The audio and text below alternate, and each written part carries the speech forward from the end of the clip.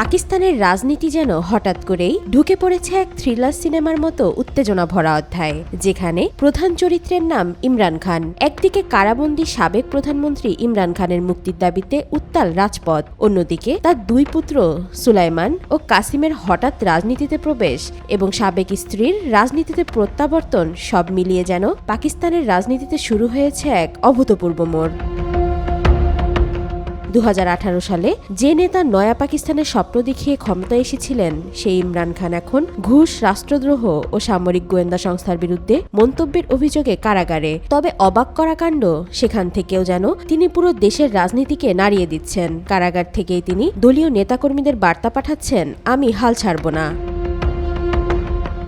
তারই আহ্বানে সাড়া দিয়ে তেহরিকে ইনসাফ পিটিআই আগামী 5 আগস্ট দেশব্যাপী চূড়ান্ত বিক্ষোভের ডাক দিয়েছে। আর এই আন্দোলনের মুখ হয়ে এবার রাজপথে নেমেছেন ইমরান খানের দুই ছেলে সুলাইমান ও কাসিম। রাজনীতি থেকে বহু দূরে থাকা এই দুই তরুণ এতদিন ছিলেন বাবার ছায়ার নিবিড়ে, কিন্তু এবার তারাই পিতার অসমাপ্ত লড়াইয়ের ঝান্ডা হাতে নিচ্ছেন।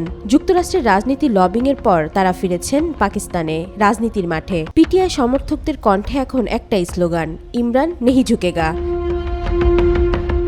পরিস্থিতি যখন এমন, ঠিক তখনই রাজনীতির আকাশে নতুন চমক।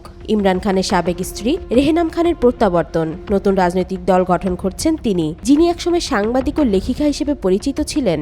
এবার সরাসরি ঝাঁপিয়ে পড়েছেন রাজনীতির মূল স্রোতে। করাচি প্রেস ক্লাবে সংবাদ সম্মেলনে তিনি ঘোষণা করেন নতুন রাজনৈতিক দল পাকিস্তান রিপাবলিক পার্টি গঠন করার। এই ঘোষণার সঙ্গে সঙ্গে শোরগোল পড়ে গেছে রাজনৈতিক অঙ্গনে। এখন রাজপথে উত্তাল জনতা, সামনে তার দুই সন্তান, পেছনে প্রাক্তন স্ত্রী, এক নতুন রাজনৈতিক মঞ্চে। এখন সময়ই বলে দেবে পাকিস্তানের রাজনীতি কোন দিকে মোড় নেয়। ওয়াহিদা পারভিন ইশিতা, আজকাল।